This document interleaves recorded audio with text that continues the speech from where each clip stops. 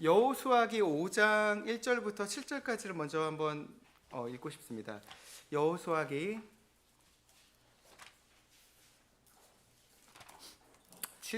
5장 1절부터 7절까지입니다.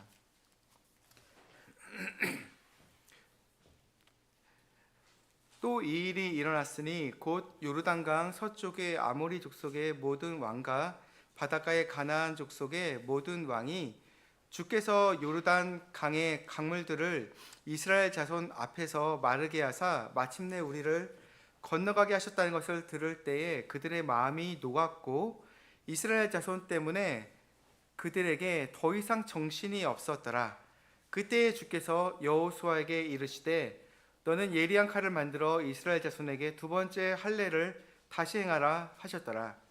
이에 여호수아가 예리한 칼을 만들어 포피의 산에서 이스라엘 자손에게 할례를 행하였더라. 여호수아가 할례를 행한 까닭은 이러하니 이집트에서 나온 모든 백성 중 남자들 곧 모든 군사가 이집트에서 나온 후 광야길에서 죽었기 때문이더라.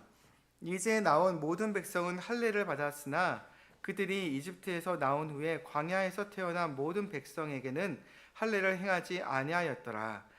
이는 이집트에서 나온 모든 백성 곧 군사들이 주의 음성에 순종하지 아니하였으므로 그들이 소멸될 때까지 이스라엘 자손이 광야에서 40년 동안 걸었으며 주께서 그들에게 그 땅 곧 주께서 그들의 조상들에게 맹세하여 친히 우리에게 주시라고 하신 땅 곧 젖과 꿀이 흐르는 땅을 그들에게 보여주지 아니하리라고 맹세하셨기 때문이더라. 그분께서 그들을 대신하여 일으키신 그들의 자손에게 여호수아가 할례를 행하였으니 이는 그들이 길에서 그 자손들에게 할례를 행하지 아니하였으므로 그들이 할례를 받지 아니하였기 때문이었더라. 아멘. 지난 여호수아기 1장부터 4장까지의 내용은 좀 기억을 해본다면 약속된 땅에 들어가는 과정에 대한 이야기였습니다. 우리가 지난번 시간에는 그 강을 건너갔던 거 기억나시죠? 그러면서 기념물들도 만들고 했던 것을 보았습니다. 이제 5장부터는 약속된 땅에 들어가서 즉 승리, 여러 가지 어려움이 오더라도 극복해 나가는 그와 같은 과정을 이제 5장부터 보게 됩니다. 이것들을 생각할 때 전쟁이 있고요. 하나님께서 허락해 주신 약속들이 있기 때문에 상속 유업을 우리가 공짜로 거저받는 것이 아니라 상속 유업은 믿음으로 또한 그 순종함으로 우리가 얻게 된다는 거 생각해 보게 됩니다. 우리 똑같죠. 천국에 올라갔을 때 상속 우리 유업을 우리 많은 열매들을 우리가 또 얻게 될 텐데 이 땅에서 사는 동안 믿음으로 주님의 말씀에 순종하고 또 순종함으로 주님의 기쁨이 되는 일들이 행한 다음에 우리가 그곳에 가서 그 기쁨에 참여할 것을 한번 기억해 보게 됩니다. 동일합니다. 우리가 예수 그리스도 안에서 하늘의 상속 유업을 받게 된다는 것, 그것을 한번 기억해 보게 됩니다. 가나안이 구약에서의 전쟁터였다면 우리는 삶 가운데서 믿음의 도전이 있고 그 가운데서 승리를 맛봄으로 상속 유업을 얻게 되는 것을 생각해 보게 되는 것이죠. 첫 번째는요. 그러면은 전쟁이 이제 시작될 텐데 그 의미들을 한번 생각해 보길 원합니다. 그들이 들어갈 때 그 대적들이 이미 그 땅에 살고 있었습니다. 가나안 땅에요. 근데 그들이 이스라엘 민족이 들어온다는 얘기 듣고 어땠다고 말하나요? 마음이 녹아버렸다고 말합니다.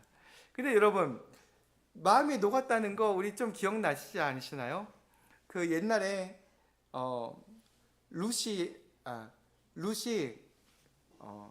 루시죠. 루시 이렇게 그 영탄꾼이 들어갔을 때 그 말하기를 우리가 마음이 녹았다고 얘기를 했습니다. 그죠? 그게 임박한, 그러니까 이스라엘은 하나님의 임박한 심판이 되어서 그 땅에 들어가는 것이죠. 그랬을 때 그 다가오는 심판을 느끼는 그 죄인들의 모습은 녹아버린다는 것이죠. 마음이 녹인다는 것. 이것은 약간의 이스라엘적으로는 이 말씀이 비유적인 부분이 있는데 옛날에 만나를 기억해 보신다면은 햇살이 오기 전까지는, 아침 해가 뜨기 전까지 어땠나요? 보슬보슬하니 하얀색의 가루들이 땅에 쫙 깔려서 먹을 수 있게, 집을 수 있게 됐었습니다. 근데 햇살이 오면 어떻게 됐나요? 녹아버렸습니다. 즉 이것이 비유처럼 보여지면서 그들이, 우리는 다가오는 심판으로 인하여, 이스라엘 백성이 오는 것으로 인하여 만나처럼 햇볕이 왔을 때 녹듯이 그들의 마음이 녹는 것으로 이스라엘이 좀 이렇게 설명하고 있습니다. 일단 본문 다시 돌아가서요. 이스라엘 민족이 엄청난 군사력을 가졌기 때문에 그들이 강건했던 것이 아닙니다. 그들의 숫자가 늘어난 것도 하나님의 은혜였고, 심지어 이집트 땅에서 파라오가 그와 같이 악독하게 행하고 사람들을 죽이고 그렇게 하였음에도 그들의 숫자가 늘어났던 것은 누구 때문일까요? 하나님 때문이시죠. 즉 이스라엘의 존재는 하나님께서 그들을 귀히 여기시고 은혜와 긍휼로 그들에게 베풀고 계시기 때문에 그들의 능력은 실적으로는 하나님이십니다. 동일합니다. 우리가 삶 가운데에 권능이 있고 능력이 있다라고 세상에서 비춰 보여줄 수 있는 한 가지 이유는 내 자신의 지혜나 능력으로 인한 것이 아니라 하나님의 은혜임을 우리는 기억해 봐야만 합니다. 가나안 족속이 떨고 두려워했던 이유는 무엇이었을까요? 이집트를 나올 때 홍해가 갈라지고 저기 길갈 넘어서 그 사람들이 보니까 보였을 것 같아요. 이렇게 높은 탑에서 보니까 물이 쩍하니 갈라지고 사람들이 건너오고, 이런 모습을 듣고 이야기를 눈으로 보았을 때 그들의 마음이 녹을 수밖에 없죠. 그냥 뭐 이렇게 물을 헤엄쳐 오고 사람들이 온갖 고난을 해서 다 헤엄쳐 넘어왔더라, 고생해서 넘어왔더라 라고 들린다면은 그들이 마음이 두려워할 필요가 없었겠죠. 야, 고생했으니까 힘 빠졌을 때 치자 이랬겠죠. 그죠? 근데 그들이 막 물들이 갈라지고 그 옥과 그 건너편에 있던 그 대단했던 왕들도 하나님께서 그들을 통해서 심판해서 다 죽여버리셨다는 얘기를 들었기 때문에 그들의 마음이, 가나안 족속들의 마음이 녹을 수밖에 없었다는 것을 생각해 보게 됩니다. 이것은 우리 그리스도인의 권능이 어디서부터 오는지 기억해 보게 됩니다. 에베소서 6장 10절부터 18절에는 그 내용들이 잘 설명되어 있는데, 이것은 우리가 가지고 있는 무기가 무엇인지를 잘 설명하게 됩니다. 여호수아기에서는 칼이나 창으로 그들이 능력이 있어서 권능을 얻는 것이 아니라 실적으로 하나님께서 함께 계시기 때문에 주님이 승리를 맛보여 준 걸로 설명하고 있습니다. 우리가 이것을 비교해 본다면 그들의 전쟁터가 과거의 가나안 땅이었다면 우리 그리스도인의 전쟁터는 우리의 삶입니다. 삶 가운데 전쟁이 있죠. 주변을 봐도 그렇고 내 속을 봐도 마귀가 내 마음 또한 전쟁터로 삼는 것을 우리는 쉽게 보게 됩니다. 대적들도 있습니다. 아모리 족속과 가나안 족속들이 여호수아와 이스라엘 민족을 향하여 싸우려고 하였습니다. 우리의 삶을 볼 때 에베소서는 말하기를 마귀와 영적 세력을 대항해서 우리가 싸우고 있음을 설명하여 주었습니다. 우리의 전쟁 무기는 무엇일까요? 과거에 여호수아기에서 보여주는 것은 물질적인 전신갑주를 입고 싸우지만 그 모든 능력이 하나님이신 것을 설명한다면, 우리는 그리스도인들은 영적인 전신갑주, 즉 성령님을 의지한 하나님께로 받아 누리는 그 하나님이, 우리의 원천은 하나님이심을 설명하고 있습니다. 그렇다면 우리가 승리하기 위해 전쟁을 통하여 목표하는 것이 무엇일까요? 여호수아기는 상속을 쟁취하는 거였죠. 우리가 계속해서 보고 있습니다. 상속을 쟁취하러 이 땅에 들어가고 있었습니다.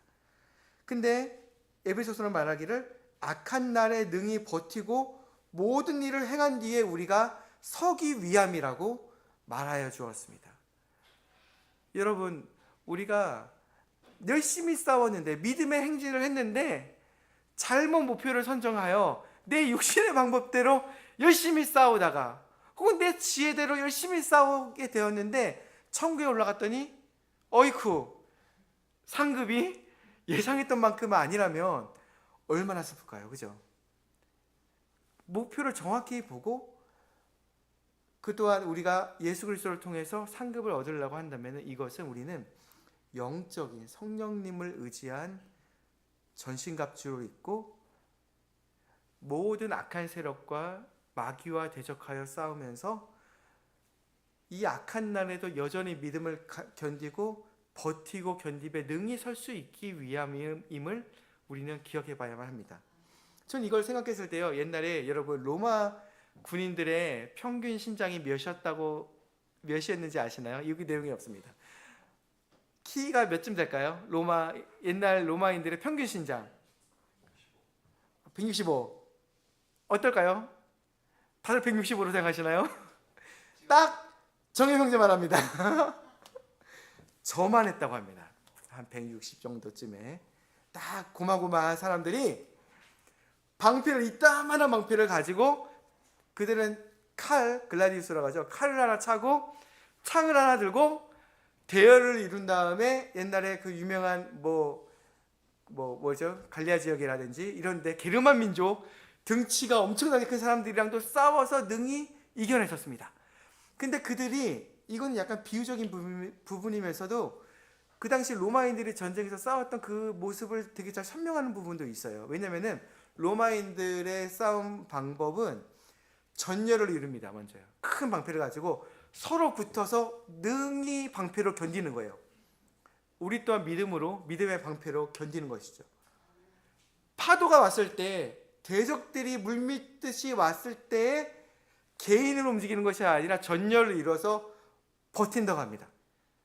한 번 버티고 로마인들은 밀어낸 다음에 창 하나 던지고 다시 버틴 다음에 호각에 따라서 칼로 찌르고 다시 밀고 버티고 이런 식으로 하면서 수많은 대적들과 싸울 때 옛날에는 백변전이라는 것은 전열과 능히 버티는 게 생명이었다고 합니다. 전쟁에서요. 개인으로 싸워서 개인으로 100명과 전열을 이룬 100명은 싸움이 다릅니다. 100% 전열을 이룬 100명이 더 싸움에서 이길 수가 있습니다. 우리가 이것을 생각해 볼 때 에베소서가 굉장히 교회에 대해서 설명하는 책이기도 하면서 믿음에 대해서 설명할 때 여러분 믿음은 어찌 보면 능히 악한 물결들이 왔을 때 믿음으로 버티며 그 성령님의 그 전신갑주를 입어 물밀듯이 나를 향해 덮치는 그 악한 세력들과 버텨서 싸우며 이김으로 능히 서기 위한 것입니다. 악한 세력들은 마지막에는 꼬꾸라지겠죠. 하지만 믿는 자는 성령님을 의지하는 이들은 능히 마지막까지 버티며 설 수 있음을 에베소서는 말합니다. 이것들은 매우 중요합니다, 여러분. 그때 우리가 이제는 생각했을 때 이 전쟁을 이제 전쟁이 다가올 때 칼을 먼저 어디에 써야 될지를 한번 생각해 보겠습니다. 27페이지에 있습니다.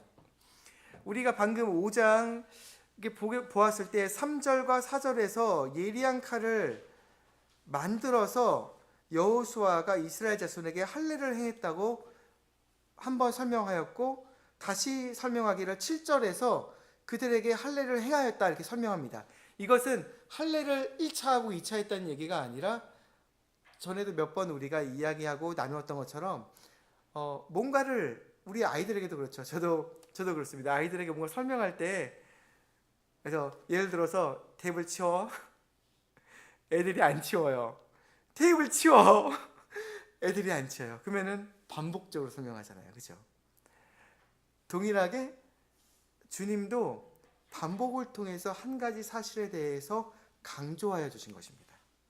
2번, 3번 할례를 행했다 것이 아니라 한 번 행한 이것이 얼마나 중요한지를 강조하고 싶으실 때 반복으로 설명해 주실 때가 있습니다. 즉 재미난 것이 이제 전쟁터로 나가면 될 것 같은데 그죠? 전열 잃어. 그동안이야 우리가 40년 걸려서 들어왔다. 전열리를 이루고서 전쟁에 나가자 할 수도 있을 텐데 그것이 아니라 하나님께서 맨 먼저 칼을 꺼내서 행하시겠다 하신 것은 할례를 행하라 하셨습니다. 여러분, 이것은 마치 이스라엘에게 하나님께서 밀린 숙제를 먼저 해결해야겠다 하신 것과 같은 느낌이었습니다. 그렇죠? 예를 들어 우리가 공부를 할 때에도 학생들도 내가 뭐를 맞았는지 동그라미 치면서 이것도 맞았고 저것도 맞았고 하면은 실력이 잘 늘지 않죠. 내가 뭐를 틀렸는지 기억하고 그것을 극복하지 않으면은 성적이 잘 늘기가 어렵습니다. 동일합니다. 이스라엘이 그간 40년 동안 주님과 동행하며 걸어왔지만 이전에 40년 전에 할례를 받아왔던 그 남자들은 다 죽었기 때문에 새로운 사람들이 다 태어난 다음에는 그 기간 동안 할례를 행한 적이 없어서 하나님께서 먼저 이야기하시고 행하신 것은 이스라엘의 남자들이 할례를 행한다 말씀하신 것입니다. 이것을 한번 생각해 보시기 바랍니다. 칼은 그들이 가지고 있는 큰 칼이나 창이나 이와 같이 날카로운 무기들은 대적을 위해서 먼저 찌르야 될 것처럼 생각할 수도 있겠지만 하나님께서는 상대를 그 칼로 휘둘러서 공격하기 이전에 너희의 살을 포피를 베어라 라고 먼저 말씀하였습니다. 즉 우리 자신에 대해서 그 잣대를 가져야 될 것을 설명하신 것이죠. 전쟁터에서 칼이 날카로운 도구로 사용할 수 있는 것이죠. 대적을 향해서 대적을 제거하기 위하여 사용할 수 있는 것이었습니다. 이것을 통해 악한 세력 그리고 하나님의 자손들 나누기 위한 것이죠. 그 칼로 한다면 대적이 죽어나가고 사라진다면 마지막에 남는 것은 이스라엘 백성이니까요. 구별을 위한 용도였을 것입니다. 근데 할례는 비슷한데 다른 방향으로서의 구별을 보여주게 된다는 것이죠. 칼을 통해서 남이 아니라 나 자신에게 행하는 것이고 포피, 즉 내 육신의 일부를 떼어내므로 모든 민족 가운데 내 자신이 하나님께 대하여 구별된 자임을 언약 가운데에 즉 하나님의 백성임을 증거하는 것이었습니다. 여러분, 우리 또한 동일합니다. 내 자신이 누군가에 대하여 복음을 전하고 증거한다는 것은 실제적으로 이게 하나님의 자녀들이 아니라면 우리가 어떻게 이 복음을 알고 하나님의 통로가 되어 복음을 전할 수 있겠습니까?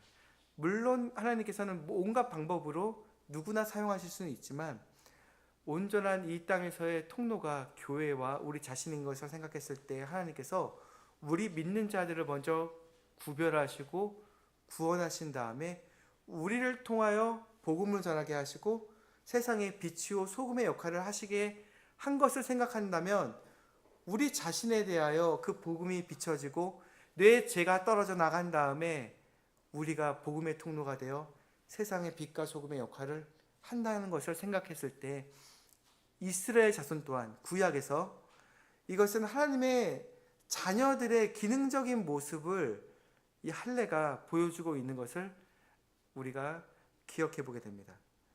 하나님께서 먼저 대적을 치고 그 칼로 제거하여 승리의 기쁨을 맛보여 주시기 이전에 너희 자신의 살을 베어내어 어떠한 슬픔, 아픔을 통하여 영적으로는 주님과의 이 구별함, 하나님의 자녀임을 먼저 주님께서는 맛보기를 원하셨습니다. 그렇기 때문에 하나님께서는 왜 이처럼 전쟁에 돌입하기 이전에 그들이 할례를 받기를 원하셨을까요? 먼저 드러난 표면적인 이유는 아까 전에 5장 7절에서 읽어본 것처럼 모세가 할례를 행했었으나 그 이후에 태어난 사람들이 그 다음 세대들은 할례를 받지 못하였기 때문이라고 말씀하였습니다. 5절에서 또 말씀하였습니다. 우리가 하나님의 자녀가 된 다음에 처음 순종하게 되는 것은 우리가 깨닫게 되는 것은 우리가 구원받고 이제는 내 능력이 아니라 주님과 동행하고 성령님과 동행하는 삶을 살고 있음을 기억해 보게 됩니다. 또한 그 과정에서 예수님이 죽어주신 그 죽음이 어떠한 의미인가? 십자가에서 나를 위하여 죽어주셨을 뿐더러 그분께서 죽으셨을 때 나 또한 죽었음을 우리는 믿음으로 고백하였습니다. 이거에 대한 우리가 수차례 이야기하지만 침례의 의미 또한 주님과 동참하는 것이었잖아요. 그 죽음에. 또한 만찬을 하면서도 우리가 기억하는 건 아닙니까? 주님의 피가 또 그분의 살이 고난당하고 피 흘림 당하심으로 내 몸 안에 도움이 된 것이죠. 나와 하나됨을 우리가 고백함으로 그것을 참여할 때 기억하게 됩니다. 이처럼 죽음을 믿고 인정하는 것, 이것은 할례가 설명하는 바입니다. 단순하게 육신적인 살을 베어내기 위한 것, 그것으로 어떤 자격이 되었다만을 설명하는 것이 아니라 실제로 더 중요한 것은 마음이 더 가까이 가는 것, 믿음이 더 가까이 가서 하나님과 내가 관계를 맺음을, 그것을 믿는 것이 아닐까요? 그것이 마음의 할례라고 할 수 있는 것이죠. 우리가 이 사실을 믿는다면 하나님의 긍휼과 은혜를 통해서 내가 사는 것이 오직 하나님의 은혜라는 것을 기억하게 된다면, 이 사실을 믿는다면 우리가 앞으로 치러야 될 모든 영적 전투에서 우리가 얻은 긍휼과 은혜로 인하여 이제 하나님께 우리가 우리의 삶 가운데서 하나님께 영광을 돌리기보다 남들보다 내 자신을 낮게 여길 수 있는, 낮다고 여길 수 있는 모든 것들을 이제는 판단하고 정죄하여 모든 것들을 우리는 그것은 나와 다른 것이다, 나와 상관없는 것이다 라고 믿을 수 있을 것입니다. 왜냐하면 나의 목표는 하나님께 영광 돌리는 것이니까요. 내 육신적인 지혜나 능력이나 내 삶에서 의로운 것은 없다라고 선포하는 것이 할례이니까요. 나는 죽었다 여기는 것이죠. 그리고 주님의 언약 가운데서 하나님이 나에게 은혜를 주어서 내가 살게 하셨다, 그것을 믿는 것이니까요.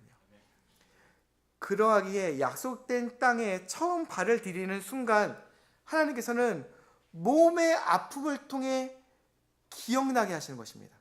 저 옛날에 좀 그리 좋은 영화는 아닌데 젊었을 때 어떤 영화를 봤는데 어떤 아버지가 막 이렇게 무슨 이렇게 공작이나 뭐 이런 거였어요. 근데 아들한테 죽어가면서 아들한테 자기를 주는데 마지막에 땀을 한 대 딱 치더라고요.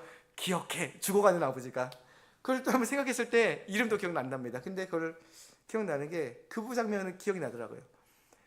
포피를 배워낸다는 거, 살을 배워낸다는 거, 내 아픔을 기억한다는 것은 하나님의 언약을 들어가기 위해 내가 살을 베어낸 그 기억을 통해 나의 육신에 대한 신뢰를 포기하고 하나님의 언약만을 붙잡겠다는 그와 같은 선포로 우리가 생각해 볼 수 있습니다. 그러하기에 조심하시기 바랍니다. 우리가 알고 있는 바, 우리는 육신적인 그리스도인으로 살 수도 있고 영적인 그리스도인으로 살 수가 있기 때문입니다. 우리는 항상 선택 가운데 살고 있으며, 누가 그러더라고요. 사람의 인생은 B와 D 사이의 C이다. 벌스, 탄생과 데스, 죽음 사이의 초이스 C이다 라고 말합니다. 우리는 선택을 하고 있습니다. 우리는 그 모든 선택들 가운데 믿음으로 기억함으로 우리는 마음의 할례를 받은 자로서 그 그리스도의 죽음 가운데 내 믿음이 더해졌음을 기억해 봐야만 할 것입니다. 골로새서 2장 11절부터 13절을 말합니다. 그분 안에서 또한 너희가 손으로 하지 아니한 할례로 할례를 받았으니 곧 그리스도에게서 난 할례로 육신에 속한 죄들의 몸을 벗어버리는 것이라. 너희가 침례 안에서 그분과 함께 묻혔고 또 죽은 자들로부터 그분을 일으키신 하나님의 그 역사하심에 대한 믿음을 통해 침례 안에서 그분과 함께 일하느니라. 여러분 골로새 2장 11절부터 13절을 다시 한번 보시게 되면 손으로 행하지 아니한 할례라고 말합니다. 육신의 할례가 아닌 것을 말하는 것이죠. 그러면 무슨 할례냐? 영적인 할례를 말하는 것이죠. 마음의 할례를 말하는데 그것은 그리스도에게서 난 할례이다 말합니다. 육신에 속한 죄의 몸에서 벗어나는 것이라 내 육신을 신뢰하지 않고 그리스도께 대한 할례를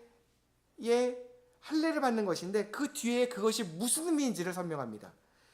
침례 안에서 그분과 함께 묻혔고 또 죽은 자들부터 그분을 일으키신 하나님의 그 역사심에 대한 믿음을 통해 침례 안에서 그분과 함께 일어난 것이에요. 주님의 죽으심과 묻히심과 부활을 설명하면서 그것을 지금 뭐를 설명하고 있었죠? 우리가 받은 그 영적인 그 할례, 그것을 말하면서 그리스도의 죽으심으로 설명하였습니다. 저는 이것을 묵상했을 때 이것은 예수님이 낳은 지 며칠 만에 어렸을 때 받은 그분의 육체의 할례를 말하는 것이 아니라 예수님은 완전한 하나님이시면서도 완전한 사람이셨잖아요. 그죠? 육체를 입고 계신 하나님이셨습니다. 사람으로 보였을 때는 진짜 하나님이시면서도 진짜 사람이셨죠.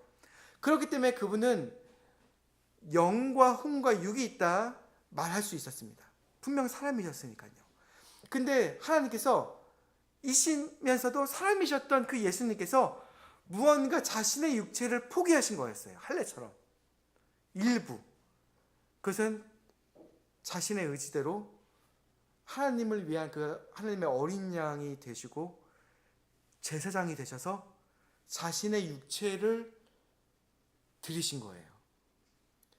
즉 영과 혼과 육이 있으신 그분께서 자신의 육을 떡하니 떼어 죽음으로써 드리심으로 할례처럼 제거하여 떼어내시고 죽음을 맛보셨다는 것입니다.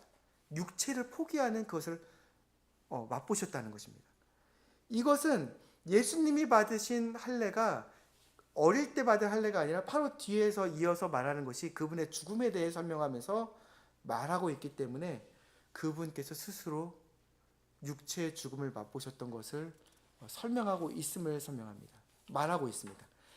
그러하기에 우리가 신뢰하는 것은 그분의 죽으심을 통하여 우리가 얻은 것을 우리의 생명을 신뢰하기 때문에 이제는 나의 육체를 신뢰하지 않고 나는 그분과 함께 이미 믿음으로써 죽음에 더해졌고 그분과 부활로써 일어난 믿음을 고백하고 있는 자이기 때문에 기꺼이 죽음을 맛보신 그리스도를 통해 예수님을 통해 하나님께서 우리 모든 그리스도인을 그리스도 안에서 품어 안으시고 모든 상속 유업과 약속을 허락하신 것처럼 과거에서도 그랬죠.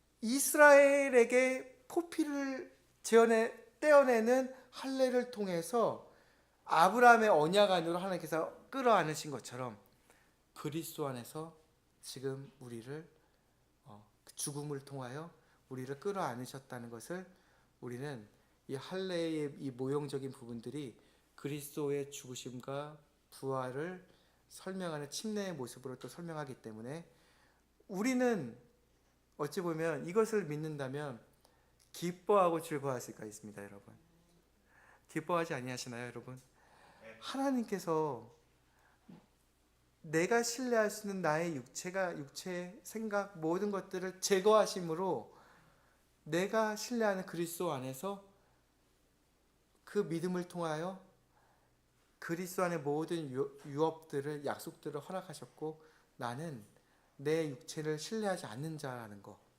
그리고 그리스도를 신뢰하는 자라는 것을 내가 믿음으로 고백할 수 있습니다. 지금까지의 내용을 한번 정리해 본다면 우리가 만일 세상에서 하나님께서 보시기에 거룩한 삶을 살길 원한다면 즉 세상과 우리를 구분짓는 방법을 생각할 것입니다. 우리가 더욱 고결하고 경건하며 남보다 구분된 거룩한 삶을 원한다면 두 가지 방법이 있을 텐데 첫 번째는 남을 판단하고 정죄하여 칼을 남에게 휘두르는 것이겠죠. 근데 예수님께서는 자신의 죽음을 통하여 모범으로 자신에게 그것을 행하시고 그것을 통해 많은 사람들을 끌어안으신 것처럼 우리 또한 이것을 생각했을 때 내 자신의 그것을 주님을 따라가는 자리라면은 내 자신의 속됨, 인생의 더dom과 이 육신으로 인해서 나를 죄를 짓게 하는 이 모든 것들은 십자가에 못 박혔음을 믿음으로 고백하고 신뢰하지 아니하며 이것을 제거하신 그리스도를 믿는 믿음으로 우리를 고결한 믿음과 그 자신의 몸이라 칭하신 교회와 약속들로 끌어안으신 주님을 신뢰하여 우리는 이 거룩함에 구별된 삶 안으로 나아갈 수 있을 것입니다. 또한 이 칼은 남을 향해서 행할 것이 아니라 내 자신을 향하여 먼저 행하고 구별된 삶을 살아야 할 것입니다. 마태복음 7장 3절부터 5절은 이처럼 말합니다. 판단하지 말라. 이로써 너희가 판단을 받지 아니하리라. 이는 너희가 판단하는 그 판단으로 너희가 판단받을 것이요 너희가 무슨 척도로 재든지 그것대로 너희가 다시 측정을 받을 것이기 때문이라. 또 너희는 어찌하여 내 형제의 눈 속에 있는 티는 보면서 너 자신의 눈 속에 있는 들보는 깊이 생각하지 아니하느냐. 혹은 내가 내 형제에게 이르기를 내가 내 눈에서 티를 빼내어 주리라 하려느냐. 보라, 들보가 너 자신의 눈에 있지 아니하냐.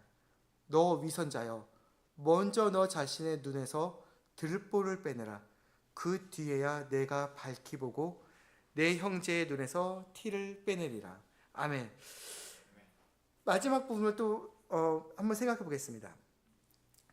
백성에게 할례를 행하신 다음에 하나님께서 딱 보시니까 행하셔야 될 것 한 가지를 더 기억하셨습니다.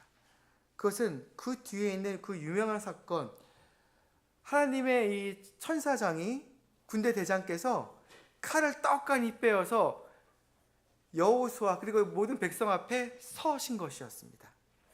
그 12절부터 15절까지 이어지는 그 내용인데 대적을 향하여 사용되어야 할 칼을 자신의 몸의 할례를 위해 사용한 여호수아 앞에 이제 주의 군대장께서 칼을 빼고 서 계십니다. 여러분 왜 오셨나요? 우리가 잘 아는 바와 같이 한 가지 목적이었습니다. 한 명의 신발을 벗기시려고 칼을 빼고 주님의 군대장께서 서 계셨다는 것입니다. 한 명의 사람. 주님께서 단체의 구별을 위해 오시기도 하시고 명령을 내리기도 하셨지만 하나님께서는 한 명 혹은 나라고 불릴 수 있는 우리 각 개인의 믿음을 위해 이야기하시고 말씀하실 때도 있으십니다. 이것은 굉장히 무서운 장면이기도 합니다. 주님의 군대장께서 칼을 빼고 사람들 앞에 서 계시다는 것은 죽음 앞에 우리의 인생이 갈팡질팡하는 상황으로 비춰집니다. 예를 들어 다윗 시대에는 주님께서 보내신 천사 한 명이 칼을 빼어 서 있자 이스라엘을 치자 7만 명의 사람이 질병으로 죽었습니다. 우리가 잘 알죠. 또한 히스기야 시대에는 천사 하나가 아시리아군 18만 5천 명을 하룻밤에 죽였던 것을 생각했을 때 한 천사가 행할 수 있는 것이 사람의 인생, 목숨은 굉장히 쉽게 사라질 수 있는 것이었습니다. 근데 칼을 빼고 왜 앞에 서 계시나요? 여호수아의 신발 한 짝을 마저 벗기시겠다는 것이었습니다. 모세의 경우와 여호수아의 경우는 조금 다릅니다. 표를 보시게 되면은 집에 가셔서 또한 이렇게 보시게 되면은 출애굽기 3장 5절을 보시면은 모세의 경우에 내가 선 곳은 거룩한 땅이니 내 발에서 신들을 벗으라라고 하였습니다. 복수로 되어 있습니다. 그가 하나님을 알지 못했던 모세의 삶 가운데 구원과 더불어 그는 이스라엘의 리더로서 온 삶을 들였어야만 했습니다. 두 짝 다 완전히 벗으려 완벽하게 거룩한 삶을 살아야 된단다. 너를 위해서 그리고 너의 사랑하는 백성들을 위해서. 근데 여호수아의 경우에는 보시게 되면은 단수입니다. 간단히 말하면은 너 신발 한 짝 그거마저 벗으렴. 여러분, 저는 이걸 생각할 때 주님께 감사합니다. 주님은 우리의 신발 한 짝까지도, 육신의 신발 한 짝까지도 벗기길 원하십니다. 완전한 거룩함, 완전한 구별과 온전한 헌신. 내가 거룩하니 너희도 거룩하라 말씀하신 주님의 거룩함에 참여하도록 우리를 초청하고 계십니다. 여러분, 왜 이것이 내 육신만 바라봤을 때는 방법이 없어요, 그죠? 근데 명령하신 하나님께서 능력이 있으시니까 이처럼 명령하신 거라 믿습니다. 거룩한 구별함에 참여할 수 있기 때문에, 능력을 주실 수 있으시기 때문에, 이 안에 참여될 수 있기 때문에 신발마저 한쪽도 벗으라 명령하신 거라 믿습니다. 주님께서는 그의 마음을 보였습니다. 온 이스라엘 백성에게 할례를 행하라 말씀하신 다음에 온 모든 것들을, 백성의 구별함을 다 행한 다음에 그 스스로 이제 뭔가 싸우러 갈 수 있겠지라고 생각했을 것입니다. 하지만 여호수아의 경우에 할례 받았던 적이 언제였죠? 40년 전이었습니다. 주님은 다시 기억하게 하시는 것이죠. 다시 할례를 받을 필요는 없지만 여호수아야, 기억하렴. 그간 살아왔던 삶 가운데 너의 육신을 신뢰했던 너의 발걸음, 그것을 증명하는 신발 한쪽, 그거마저 벗으렴.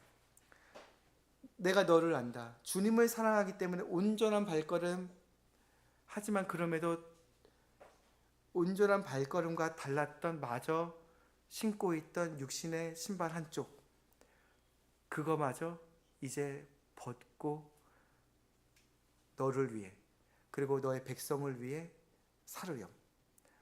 여러분, 우리 모두 다 어떤 부분에서 누군가의 인생을 위해 리더의 역할을 행하고 있습니다. 저 또한 그렇고요. 제 아이들을 생각했을 때 저 또한 리더이고, 리더로서 가족들을 이끌고 가야 됩니다. 제 머리에는 그리스도께서 계시죠. 근데 특히 우리 형제님들이 그러시죠. 가정의 리더고 직장에서 어떤 누군가를 이끌고 있고 누군가에게 영향을 주고 돕고 이끌고 있는 중차한 역할을 하고 있습니다. 자매님도 누군가의 어머니로서, 그리고 누군가에게 조언해 줄 수 있는 믿을 만한 신앙의 친구로서 살고 계신다면 여러분 또한 리더의 역할을 또한 하고 계십니다. 우리 아이들도 그렇습니다. 누군가 친구들이 우리 아이들을 신뢰하고 사랑하고 목소리를 듣고 있을 수도 있습니다. 누구나 어떠한 측면에서 리더의 역할을 행할 때에 하나님께서는 그 리더들이 하나님과 온전히 살기를 원하십니다. 그러하기 때문에 무엇이든지 간에 우리가 나 스스로는 알 수 없고 누군가가 나를 보았을 때 알 수는 없지만 하나님께서 아시는 그 신발 한쪽, 나 홀로 방 안에 있을 때나 남들이 보지 않더라도 내가 혼자 있을 때 내가 생각하는 것, 마음속에 품고 있는 것, 나의 육신으로 행하는 것, 무엇이든지 간에 그것이 나의 인생 가운데서 하나님과 나의 관계를 방해하거나 문제로 삼는 것이 있다면 주님은 그것을 알고 계시기 때문에 그 신발 한쪽도 벗으라라고 명령하시기 때문에 그의 인생 가운데 나타나서 칼을 들고 말씀하십니다. 앞으로의 전쟁을 생각한다면, 너와 너의 가정을 생각한다면, 너의 백성들의 인생을 생각한다면 그 신발 한쪽도 벗어야 된단다. 제가 아는 은하 리리라 박사님이 그런 설교를 하신 적이 있었습니다. 그분께서 이렇게 말씀을 통해서 들었었는데, 그분께서 한 번은 예배당에서 이렇게 설교하신 기회에서 말씀을 전했는데요. 여러분 뭐든지 여러분의 인생 가운데 문제가 있는 것 그것을 주님과 해결하십시오 했습니다. 근데 누구 한 자매님이 눈길이 자꾸 가더래요. 그래가지고 설교하는 중에 계속 보게 되었는데 예배가 끝난 다음에 그 자매님이 눈길이 자꾸 갔어가지고 그 자매님이 다가오셨대요. 그래가지고 그분이랑 얘기를 하게 되는데 설교에 대한 이야기를 하게 되면서 설교 중에 그와 같은 설교를 했기 때문에 이야기를 했대요. 여러분 그 자매님의 인생에 나는 알 수는 없지만은 하나님께서 느끼게 하신 문제가 있다면 그 문제를 제거하십시오 했습니다. 그러니까 그분이 얘기하기를 저는 문제가 없습니다 라고 이야기를 하시더래요. 그러니까 그 목사님께서 문제가 있으실걸요? 한번 기도해 보십시오 했습니다. 근데 그 다음 주에 그 자매님이 오셔서 하는 얘기가 문제가 기억났습니다. 제가 그리스도인인데 남몰래 내 그 백야드 그 미국 집 보면 뒤에 이렇게 조그만 이렇게 정원 같은 데가 있잖아요. 거기서 담배를 피웠습니다. 수년 동안. 근데 내가 나의 이 모습을 바로 이웃집 여자분이 계속 보았습니다. 저는 이것을 회개하고 이것을 주님 앞에서 해결하며 이웃집 사람에게 가서 이야기하겠습니다. 그 간증을 세우겠습니다. 이야기했다고 합니다. 어찌 보면 되게 솔직한 이야기입니다. 나는 알 수 없죠. 누구에게 드러나지도 않습니다. 하지만 우리가 곰곰이 생각하게 된다면 저 자신도 그렇고 누구나 우리 그리스도인들이 삶 가운데 걸어오면서 은밀한 마음이나 행동이나 생각이더라도 지을 수 있는 죄는 항상 있습니다. 그 가능성을 육신을 인고 있는 한 그 가능성을 항상 끌어안고 살고 있기 때문이죠. 그렇기 때문에 우리는 회개해야 되며 주님과의 관계를 바르게 설정하며 살아야 될 것입니다. 하나님과 관계를 바르게 해야 될 것이 있다면 하나님께 고백해야 되고, 여러분 마저 사랑과의 관계 가운데에서 미처 내가 누군가에게 미안하다고 말하지 못한 것이 있다면 늦기 전에 그 사람들에게 가서 미안하다 말하고 여러분의 간증과 삶을 주님 앞에서 거룩하게 구별하시는 계기가 있으시기 바랍니다.